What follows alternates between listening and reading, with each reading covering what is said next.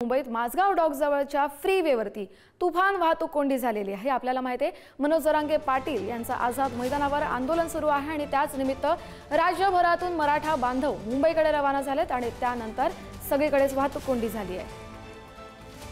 निकेश शार्दूल आपले प्रतिनिधी आपल्यासोबत जोडले गेलेले आहेत। निकेश, सध्याची काय तिथली परिस्थिती?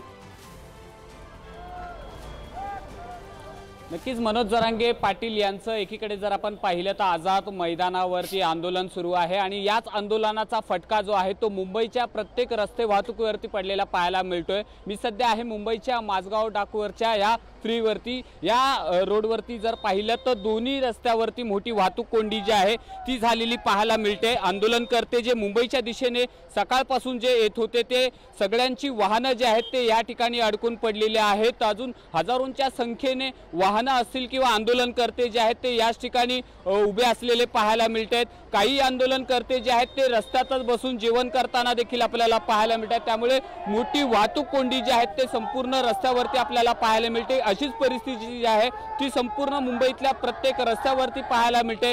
गणेशोत्सव आहे, गणेशोत्सवानिमित्त देखील अनेक भाविक जे आहेत ते मुंबईच्या दिशेने येत असतात, त्यांना देखील या आंदोलनाचा फटका जो आहे तो मोठ्या प्रमाणात पडलेला आपल्याला पाहायला मिळतोय। हे दोन्ही रस्ते जे आहेत ते प्रचंड वाहतूक कोंडीमुळे अडकून पडलेले आहेत। अनेक वाहनं जे आहेत ते या रस्त्याच्या कडेला उभे आहेत।